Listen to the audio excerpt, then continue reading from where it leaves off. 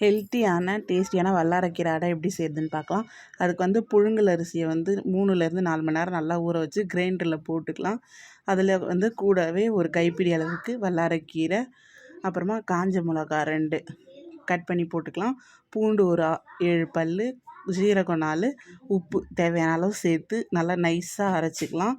அரைக்கும் போது வந்து சுற்றி தள்ளி விட்டு அரைச்சி எடுத்துக்கலாம். நைஸாக மசிஞ்சதும் அதை வந்து ஒரு பாத்திரத்தில் வழித்து எடுத்துக்கலாம். அதுக்கப்புறம் வந்து நம்ம அரைச்ச மாவை எடுத்து வச்சுட்டு இப்போ ஒரு கடாயில் வந்து 3 இதில் வந்து கடுகு சீரகம் போட்டுக்கலாம். கடுகு சீரகம் போட்டாச்சு. இப்போ கடலைப்பருப்பு உளுத்தம் பருப்பு போட்டுக்கலாம்.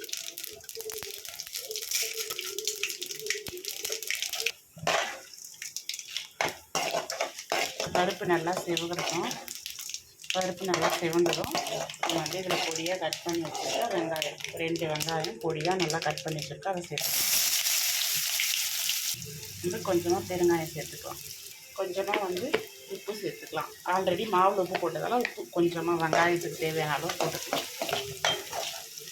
வெங்காயம் நல்லா வதங்கினதும் பொன்னிறமாக நம்ம அரைச்சி வச்சுருக்க மாவை இதில் சேர்த்துக்கலாம்.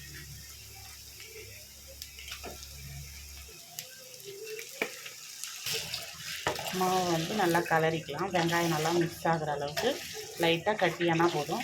நம்ம கையால் டச்சாகாத அளவுக்கு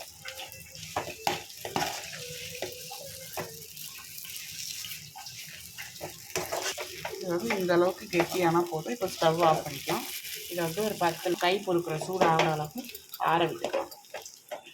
இப்போ வந்து இந்த மாவு வந்து கை பொறுக்கிற சூடு ஆகிடுச்சு. இந்த மாதிரி ஒரு கவரில் வந்து எண்ணெய் தடவிட்டு இந்த மாதிரி கையால் தட்டிக்கலாம். டைரெக்டாக தோசைக்கல்லையும் சிலர் தட்டுவாங்க. கை வந்து சூடு பொறுக்க முடியாது. அந்த மாதிரி இருக்கவங்க வந்து இந்த கவரில் தட்டிக்கலாம். ரொம்ப மெலிசாகவும் தட்டாமல் கனமாகவும் இல்லாமல் இந்த மாதிரி மீடியமாக தட்டினா தான் எடுக்கிறதுக்கும் ஈஸியாக இருக்கும். புட்டுக்காமல் நல்லா முழுசாக வரும். இப்போ கல் நல்லா காஞ்சிருச்சு. கல்லில் வந்து லைட்டாக எண்ணெய் தடவிக்கலாம். இப்போ நல்லா ஒட்டாமல் எவ்வளோ சூப்பராக வந்திருக்கு. இப்போ இதை அப்படியே தோசைக்கல்லில் போட்டுக்கலாம். அப்படியே வச்சுக்கலாம். அப்போ தான் ஈஸியாக இருக்கும் நம்ம போடுறதுக்கு. மாவை நல்லா உருட்டிட்டு ஆல்ரெடி நம்ம எண்ணெய் தடவினது அப்படியே தான் இருக்குது. அதனால் அப்படியே தட்டிக்கலாம். ஒவ்வொரு தடவையும் எண்ணெய் தடவணும்னு அவசியம் இல்லை. ஒரு 2 அடை தட்டிட்டு அப்புறம் வேணும்னா தடவிக்கலாம்.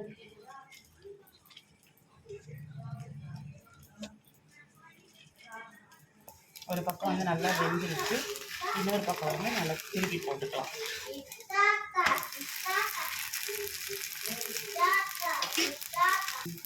இது வந்து நல்லா பார்க்கறதுக்கு நல்லா க்ரீன் கலராக இருக்குது. நம்ம வல்லாரைக்கீரை, பூண்டு, ஜீரகம் எல்லாமே போட்டு திருப்பி போட்டு வேக வைக்கும் போதே வாசனை வந்து நல்லா கமகமன்னு இருக்குது. இதுவும் இருக்கும், டேஸ்ட்டாகவும் இருக்கும். திருப்பி போட்டு கொஞ்ச நேரம் கழித்து எண்ணெய் கொஞ்சமாக விட்டுக்கலாம். மறுபடியும் வந்து நம்ம இன்னொரு சைடு வந்து திருப்பி போட்டுக்கலாம். இந்த பக்கம் பாருங்கள் நல்லா மொறு மொறுன்னு வெந்துட்டு, அதே மாதிரி அந்த பக்கம் இந்த மாதிரி மொறு மொறுன்னு ஆகிற அளவுக்கு நல்லா வேக வச்சுக்கலாம். 2 பக்கமும் நல்லா மொறு மொறுன்னு வேக வச்சு எடுத்தாச்சு.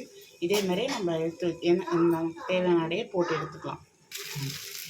அதே மாதிரி போட்டாச்சு. அடுத்த அடை போட்டாச்சு. நம்ம போடும்போதே வந்து இன்னொன்று வந்து திருப்பி போடுறதுக்குள்ளே இன்னொரு அடையை தட்டி வச்சா நமக்கு ஈஸியாக இருக்கும். அடை வந்து சூப்பராக ரெடி ஆகிடுச்சு. நல்லா மொறு மொறுன்னு டேஸ்ட்டாக இருக்குது. ஆல்ரெடி எங்கள் வீட்டில் வந்து இந்த அடைலாம் செய்யும்போது என் பையன் கீரை எதுவுமே சாப்பிட மாட்டான். இன்றைக்கி பாருங்கள் அதிசயமாக அடை வந்து சூடாக செய்ய செய்ய அவரே சாப்பிட்டுட்டே டேஸ்ட்டாக இருக்குதுன்னு சொல்லிட்டு. அடைக்கு வந்து சைட் டிஷ் வந்து சட்னி, கார சட்னி, கடலை சட்னி, கடலக்காய் சட்னி எல்லாமே சூப்பராக இருக்கும். சாம்பாரும் சூப்பராக இருக்கும். எங்கள் வீட்டில் மோஸ்ட்லி வந்து வெல்லம் தொட்டு சாப்பிடுவாங்க. சாம்பார் வச்சுருக்கேன் இன்றைக்கி சைட் டிஷ்க்கு, வெல்லம் சாம்பார். நீங்கள் வந்து இந்த அடை ரெசிப்பியை ட்ரை பண்ணி பார்த்துட்டு எப்படி இருந்ததுன்னு கமெண்ட் பண்ணுங்கள். என் பையன் இதை சாப்பிட்டு அவரோட கமெண்ட்டையும் கேட்டுக்கோங்க. அது எப்படி இருக்கு அடை?